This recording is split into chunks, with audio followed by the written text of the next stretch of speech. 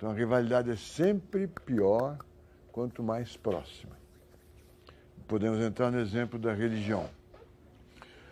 Nós nunca vimos nem os franciscanos, nem os muçulmanos brigarem com budistas ou com outras religiões que existem na Índia, que eu não sei o nome, os Sikhs, os não sei o quê.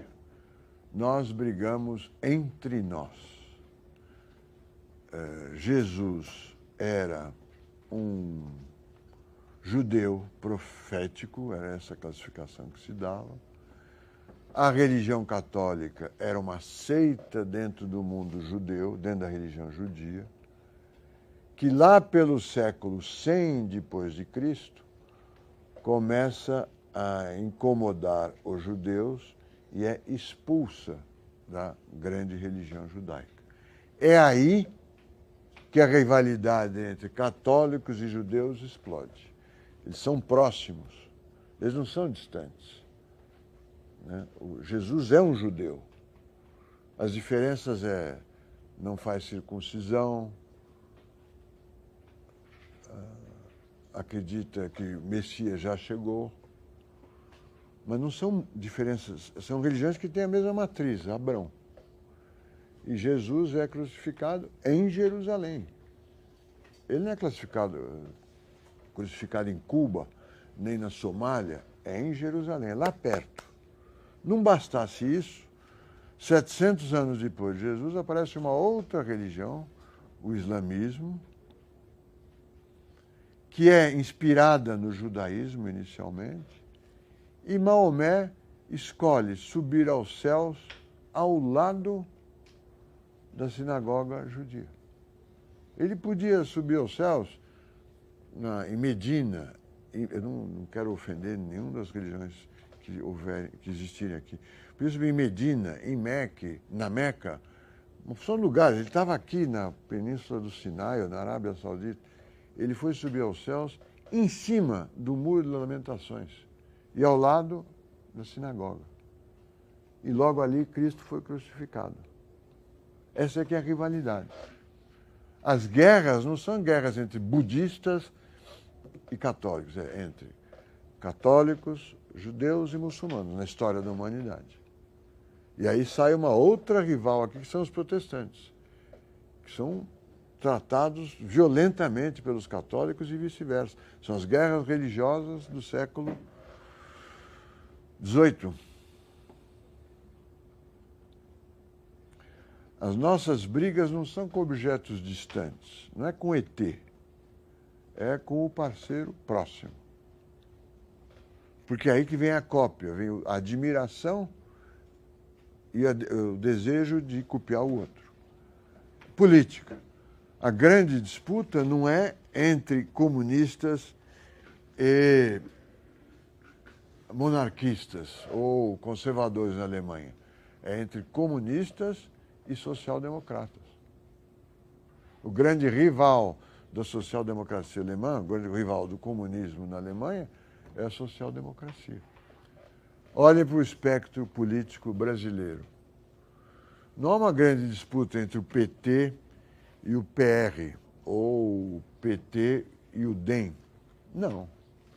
Do mesmo lado, olha o PSDB. Não há uma grande disputa entre o PSDB e o PTB ou o PDT. Não é porque não sejam partidos importantes, que de fato não são.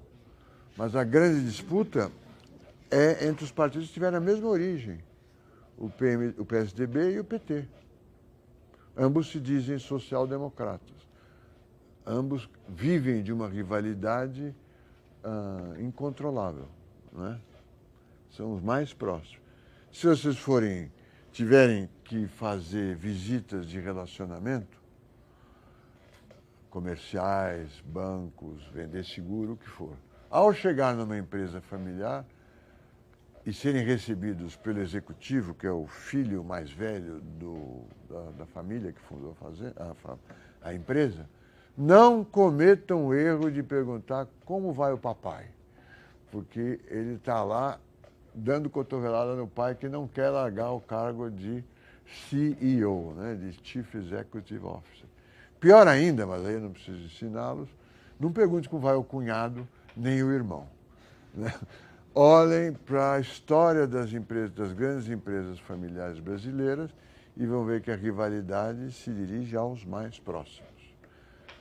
Estadão, Rui Mesquita, Jui Mesquita, Abril, Vitor Tivita, não, Roberto Tivita e, esqueci o nome do irmão, Ricardo Tivita. Diniz, Pão de Açúcar, briga com toda a família, Bílio Diniz e Arnaldo Diniz. Quando você passa para o mundo corporate, não é muito diferente. O CEO está se sentindo ameaçado pelo cara que está do lado dele ou abaixo, é a rivalidade mimética. Ela gera violência. Como é que essa violência é controlável? Ela é controlável por um ato que produz a violência num terceiro item excluído. Num terceiro excluído. Eu quero a camisa dele. Quando ele me der, eu não vou querer. Quando eu falo, tá bom, toma minha camisa, ele vai dizer, não quero mais. A única forma de nós chegarmos a um acordo é nós dois querermos aquela cesta de lixo. Não é nem minha, nem dele. Aí nós podemos conversar. A extração da violência usa esse princípio. Ela dirige a violência para um terceiro excluído. Então, nas sociedades primitivas, é um escravo ou um derrotado na guerra com outra tribo que é levado ao sacrifício, morto e queimado. Mas a violência é muito difícil de controlar e a extração da violência também é difícil de controlar. Tudo isso que eu estou falando tem que ver com moeda, não estou enrolando, já vou aplicar isso para o dinheiro. Ou você extrai a violência, extrai pouca violência, então ela permanece na sociedade, ou você faz um ato de violência tão grande, e a violência é contagiosa, que ela contagia a sociedade. Que a violência é contagiosa é fácil de observar ou num quebra-quebra numa boate, ou um quebra-quebra numa torcida. Começa uma briga ali, vem um cara lá de longe correndo, se mete na briga e a violência se espalha. Ela é contagiosa. Então, se você retira a violência queimando um porco velho, faz uma oração e queima um porco velho, ninguém se satisfaz com aquela retirada de violência. É pouco. Agora, você queima a filha primogênita e mais linda do rei, aí é muita violência. Ela pode contaminar toda a sociedade. Mas é o ato de controlar a violência que consegue manter ordem na sociedade. Senão, a violência se espalha entre todos. Os reis, para ele, a maior parte dos reis, ou da origem das dinastias, são bodes expiatórios. Bode expiatório é esse sujeito que é levado para o sacrifício, que sobreviveram, por algum acaso, viraram reis. O início de dinastias. O hábito de enterrar pessoas embaixo de pedras, ele associa faz uma analogia com as pirâmides. Por que as pessoas são enterradas embaixo de pedras? Pelo menos em muitos casos, né? Porque são a herança da ideia de mortos apedrejados. E o exemplo final que ele dá é Jesus Cristo. Jesus Cristo, nas palavras dele, fez um achado antropológico.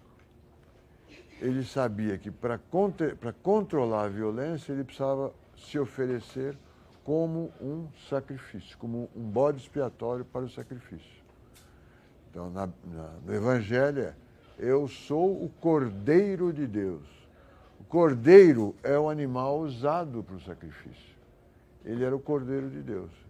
Ele sabia, segundo Jeová, que teria que ser sacrificado para virar um mártir e apaziguar a sociedade que ele começava a liderar.